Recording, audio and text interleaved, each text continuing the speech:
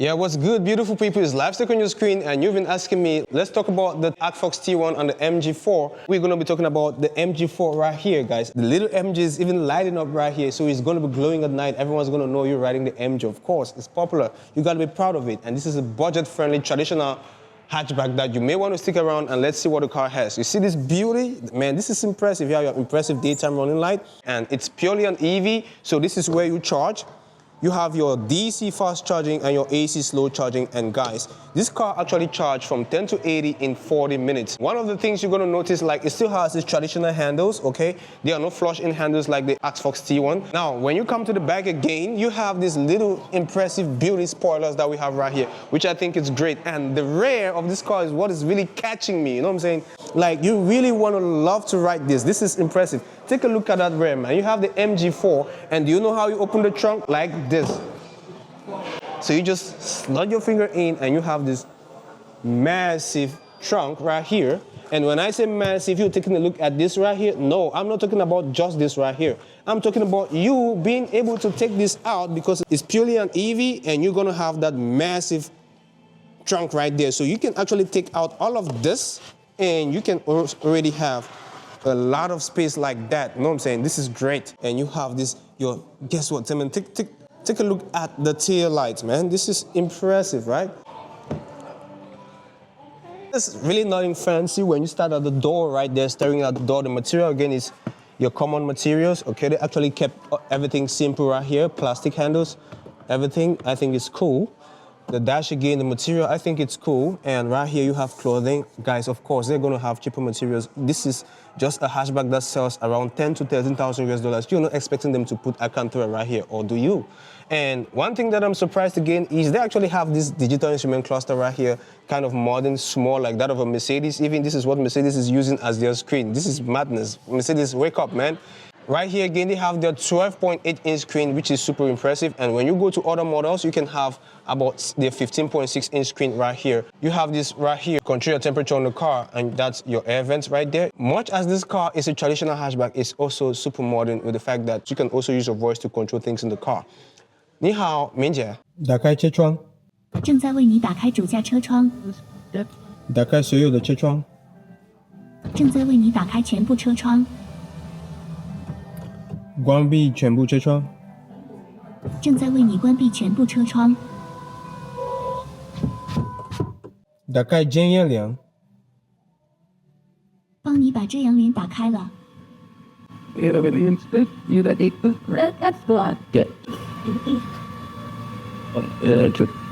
关闭遮阳帘。帮你把遮阳帘关闭了。At least it's a little car, but it still got some specs, you know what I'm saying? And it's an affordable car. I'm not gonna say cheap. It's an affordable car. And of course, it still got some specs that you're gonna enjoy, you know. So many other cars don't even do this, you know. You're using your voice and stuff like that. So you gotta give MG a big ups for this one. They're trying, even though they are actually trying to make the car on the budget, you know what I'm saying? So let me know what you think. You have this spot right here, which you can actually charge your phone, because you have two Type-C port right there, which you can connect your cable to charge your phone right here if you're sitting on the passenger side. And you have your, guess what? Your cup holders. And again, you have your 50-watt max of wireless charging right here. You never expected that, right? You never expired it. It's charging. Impressive. MG, you're doing great, man. And of course, guys, talking about technology again, these seats are heating and ventilating only on this front part of the car. I think that's still great. Some other cars, even SUVs, cannot even have heating and ventilating. So let me know what you think. I think this is impressive. Yeah, of course, the MG4 is gonna have its competitors in and around China. And in China, again, this car is facing a lot of competition when it comes to the likes of its size and its shape. But when it comes to some sort of knowing the car and people like being familiar with the car, I think outside of China, it's been known. Like when you go to Europe, when you go to Australia, and I'm sorry, my American people, my American subscribers, and if you're watching me from America, I'm sorry, yeah, you don't have this car there right now, okay? Even though it's a suitable car, like I'm gonna say, it has an advantage because it's a traditional hatchback car, and it's still got some space that you can really use. It has some usable, comfortable space. It's not like comparing to the likes of other modern hatchbacks like the Zeekr X has, and of course to so many other cars like even the Hatchback T1. one of my subscribers asked me if actually I was going to recommend which of the cars. I'm going to say, after doing this video, guys, it's going to depend on you, because the amount of monies are almost the same to buy these cars. But the other one, the Hatchback T1, actually looks like this little SUV. You know, like they're saying, like it's always that kind of a compact kind of like SUV, because it's really looking like an SUV, but it's not, even though it's a hatchback. So when it comes to the size and things that the car can do, again, the Hatchback can do a little bit more when it comes to space and the beauty and Chinese technology. But when it comes to being familiar and people like not laughing at you like you're driving a Chinese car, you're gonna want to actually hang around with the MG. And of course, when it comes to the technology again in the car, like the EV platform, I'm gonna say this car is also very pretty much decent, but I'm still gonna take the Hatchback over this one. The only reason why I will not be able to fully accept the Hatchback T1 over the MG4 is because of maybe the sense of the fact that if you're not living in China, it's going to be difficult for you to maybe repair the cars and stuff like that, or maybe getting some accessories into the car, and not being used to and accustomed to Chinese technology and stuff like that. Even though the T1, if you're ordering from Australia or Europe, is going to come in English, of course. If they're sending the cars out of China, it's always going to come in English. But guess what? This again is really going to depend on you, on your priorities, on what you want in the car. So I really see the cars as cars for people who want to just start their life and be quiet and move around town with peace and ease, and of course not spending too much. They're on a budget and they're planning your life, they're growing and stuff like that. I think this is great, because this car right here, if you're taking this base trim, it starts at around 85,000 RMB, and the other trim goes to around 93,000 RMB, which is the top trim. And of course, the one that has the bigger infotainment screen, that's a 15.6-inch screen. And of course, guess what? It also has a bigger battery and can cover more kilometers, that CLTC range. And guys, this is one thing I want to actually say right here. When you get a car saying in China that it goes a range, like for example, CLTC range, this is not the world range, okay? This is not the WLTP range, okay? This is not the range like in the world, like Europe range. So when you hear a range, always know that you got to reduce it a little bit. For example, this car right here can go over 430 kilometers of range. And guess what? This is the CLTC range, and the WLTP range is going to be around 323 miles when you're choosing the max trim. That's the top tier trim, and that's the one with the 77 kilowatt hour battery, and that's approximately 530 kilometers in China CLTC range. So you see that. And when it comes to the other versions, like the one that has just the 51 kilowatt hour battery, you're going to be having around 218 WLTP range.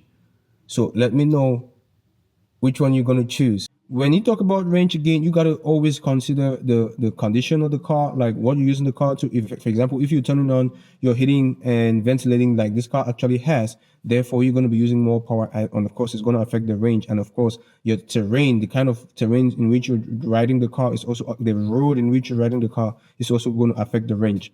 So always put that in mind when you're buying your car. Surprisingly, it's a little bit quiet, guys. It's not that noisy.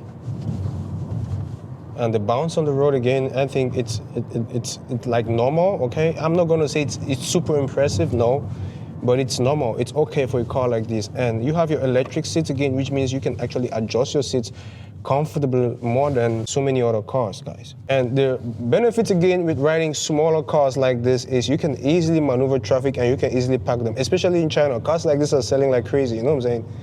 One of the best-selling cars in China are even cars that are smaller than this. Did I tell you that this car has a horsepower of 170, guys? And if you're choosing an extreme trim, that is called the X Power, you're gonna have around 400 horsepower. Impressive. I think it's really stable. The rear-wheel drive, again, you can really get how stable the car is. The maneuverability is okay. If you're expecting me to give this car a negative mark, no, I'm not gonna give it. Because when it comes to the price compensates for the reasons why you can have this car like this. Wow, I think the turning two is great, guys. When you turn the car, yeah, it's a small car. Wow, the acceleration too is good, guys. The acceleration is great. Like, you don't really stress that much with the acceleration. Now, let me test the braking. Okay, the braking.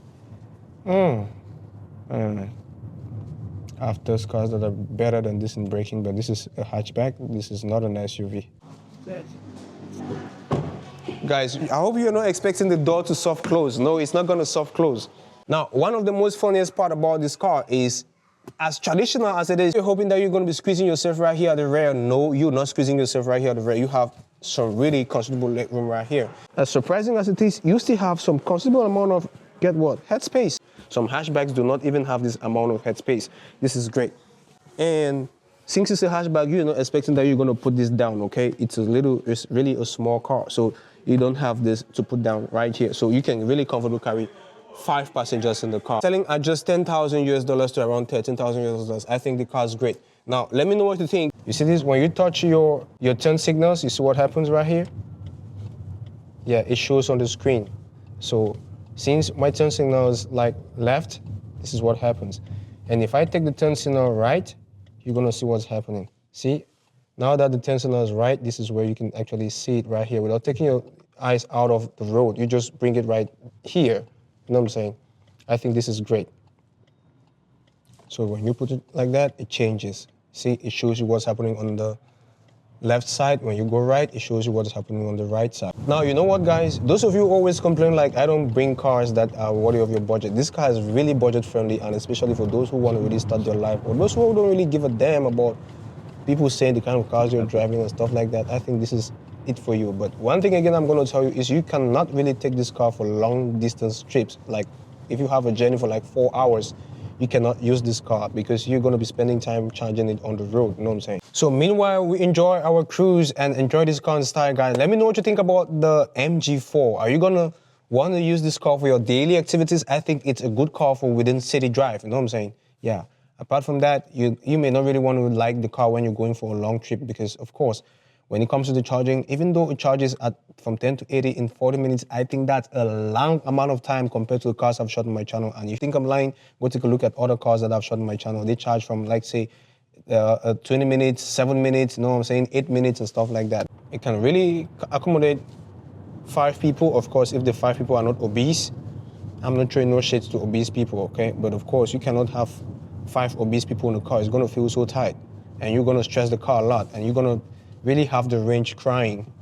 You know what I'm saying? It's LIFESTECH on your screen. Don't forget to subscribe to the channel, guys, where we bring you the cars you didn't know actually exist. Let me know if you really want to have this car in your country. And if you have difficulties to buy some of these cars, guys, you can actually contact me, okay? You can send me a DM. You can send me a message on my YouTube or whatever platform you're going to watch this video. And of course, I'm going to respond to you exactly. And we're going to help you get the car, especially if you want to buy the car directly from China.